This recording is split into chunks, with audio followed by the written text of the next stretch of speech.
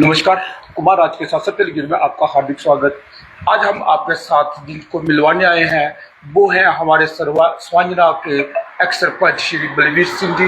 तो आइए उनसे बातचीत करते हैं, क्योंकि जो कल हुए टेरर अटैक के ऊपर, जो पहलगाम में यात्रियों के ऊपर टेरर अटैक हुआ, तो सबसे पहले तो मैं सरपंच जी का अपने चैनल में स्वागत करूंगा। सरपंच जी नमस्कार। धन्यवाद राजकुमार जी।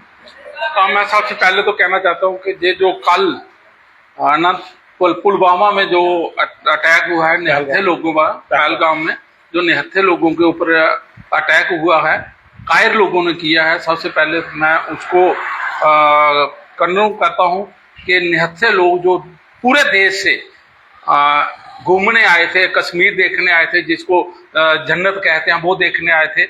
आपने उन लोगों के, निहत्थे लोगों के ऊपर गोलियां चला के उनको मार के आप क्या दिखाना चाहते हैं जी? अगर वाकई आप कुछ करना चाहते हैं, लड़ना चाहते हैं, तो आप देश की सिक्योरिटी फोर्सेस के साथ लड़िए, आर्मी के साथ लड़िए, अगर आपने वाकई अपनी मां का दूध पिया है तो आपको मैं रोकना चाहूंगा कि ये जो कश्मीर में पहलगाम में हुआ, तो इसका नुकसान और खामियाजा तो कश्मीर के लोगों को ही होगा ना। यही बात मैं कहना चाहता हूं कि अगर बाहर से कोई पर्यटक घूमने के लिए आ रहा है तो उसका कहीं ना कहीं फायदा वहां के रहने वाले लोगों को होता है, उनकी इनकम जनरेट होती है। वो आएंगे तो कुछ ना कुछ रह के जाएंगे, कुछ लोगों को बेनिफिट दे के जाएंगे। अगर ऐसा चलता रहा तो लोग आना बंद कर देंगे, और सबसे ज्यादा अगर किसी का नुकसान होगा तो वो जम्मू कश्मीर के रहने वाले लोगों का होगा, और खासकर कश्मीर के लोगों का। जी, तो सरपंच साहब, जैसे अभी रिसेंटली पहलगाम से होते हुए जो अमरनाथ यात्रा की रजिस्ट्रेशन हुई है, तो मुझे ये लगता है कि ये जो टेरर अटैक हुआ है, जब कहीं ना कहीं इन्होंने जो पहलगाम की यात्रा के आने वाले यात्रियों को डराने के लिए किया है क्या? देखो, इससे हिंदू समाज डरने वाला नहीं है। ये छोटी मोटी घटनाएं पहले भी करते रहते हैं, कभी भी आज तक यात्रा के ऊपर असर नहीं पड़ा है, और ना ही मैं मानता हूं, मेरा मानना है कि नहीं पड़ेगा।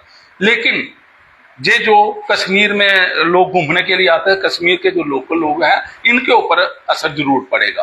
और मैं अपने कश्मीर के लोगों से और पूरे देश के, खासकर मुस्लिम समाज से भी कहना चाहता हूं कि आप ही इस चीज के खिलाफ खड़े होइए। ये मानवता नहीं है, ये सरेआम गुंडागर्दी है, और निहत्थे लोगों को मारना ये तो किसी भी हालत में इंसाफ नहीं है।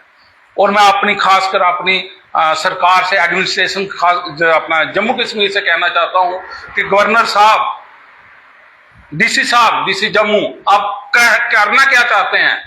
आपने पिछले 2-3 साल से अगर किसी को बॉर्डर के ऊपर रहता है, आपने गन लाइसेंस देना बंद कर दिए हैं। अपनी सिक्योरिटी के लिए तो गन लाइसेंस चाहिए। हम बॉर्डर के रहने वाले हैं। मैं जहां रहता हूं, मेरे से बड़ी मुश्किल से 4 किलोमीटर दूर बॉर्डर है। कभी भी कोई बॉर्डर क्रॉस करके हमारे घर में घुस सकता है। हमें अपने प्रोटेक्शन के लिए अगर कोई वेपन आप खरीदना चाहते हैं, वो भी पिछले 4-5 साल से बैंड है। और सबसे बड़ी बात, मैं एक चीज और बता दूं कि पिछले 4 साल से अगर किसी ने कोई 12 बोर की राइफल खरीद के घर में रखी हुई है, तो उसका अम्युनिशन बैंड किया हुआ है। वो अगर राइफल किसी ने 30-40 हजार रुपए खर्च करके ली है, तो वो डंडे का डंडा है।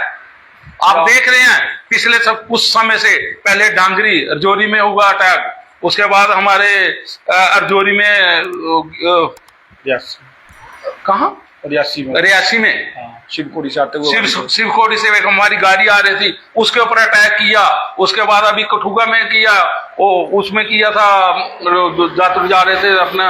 बहुत अच्छी बात कही सरपंच जी ने, क्योंकि आए दिन कहीं ना कहीं टेरर अटैक होते रहते हैं। और इस बातों के बीच एक बात बहुत अच्छी उन्होंने कही कि जम्मू कश्मीर में अगर किसी को अपना लाइसेंसली वेपन खरीदना हो तो उसकी 50 तरह की इंक्वायरीज होती है। तो वो सारी की सारी सुरक्षा एजेंसियां हैं जो, तो इन लोगों के ऊपर सुरक्षा एजेंसियां कहाँ चली जाती हैं? और जब हमने लाइसेंस लेना हो, गन लेनी हो, तो तमाम बहुत ही टाइप्स की इंक्वायरियां बिठाई जाती हैं। तो वो जिन लोगों को इन्होंने लाइसेंस वेपन दिए हुए हैं, वो आज भी एक लाठी के बराबर है। तो एक बार फिर सरपंच साहब के पास चलेंगे। सरपंच साहब, जैसे आप बात करें एडमिनिस्ट्रेशन की, अभी हमारे अमित शाह भी, गृह मंत्री जो है, वो भी कल जम्मू कश्मीर के दौरे पे थे। तो मुझे लगता है कहीं ना कहीं उनको भी इंडिकेशन देने का था कि आप कहते हैं कि हमने जम्मू कश्मीर से आतंकवाद का खात्मा कर दिया, उन्हीं के आगमन पर उन्होंने एक मैसेज देने की कोशिश भी किया क्या?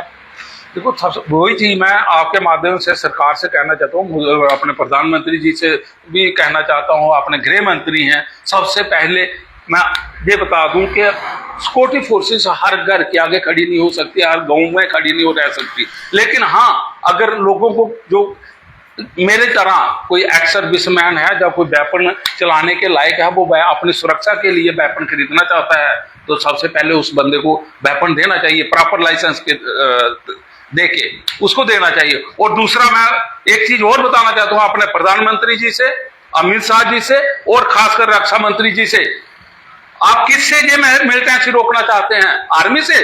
आपने आर्मी की धज्जियां उड़ा दी पिछले 3-4 साल पहले। आर्मी में कौन लड़ता है? सबसे आगे सिपाही लड़ता है। आपने सिपाही खत्म ही कर दिया, आपने रख लिया जैसी अफसर। जैसी अफसर हुक्म देता है, लड़ता जवान है, लेकिन आपने जवान क्या किया? 4 साल के लिए भर्ती कर दिया। 4 साल के बाद उसको घर में भेज दोगे, कौन जवान लड़ेगा? और जब अगर किसी की काउंटर इंसर्जेंसी में डेथ हो गई, उसके घर में कोई नहीं पूछता बाद में। इसलिए जो 4 साल के लिए भर्ती हुआ है, वो लड़ने वाला नहीं है, वो खाना पूर्ति करने के लिए गया है।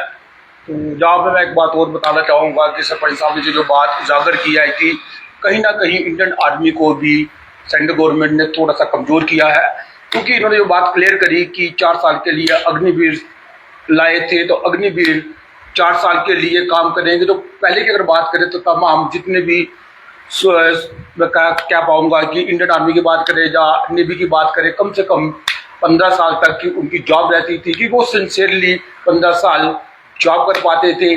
तो जहाँ पे इनकी जो बात सामने निकल के आई है कि उन्होंने अग्निवीर में कहा कि अपने जवानों को एक किस्म से हम कह सकते हैं नकारा कर दिया। तो और तमाम ऐसी खबरें देखने के लिए आप देखते रहे महाराज के साथ सत्य लकीर।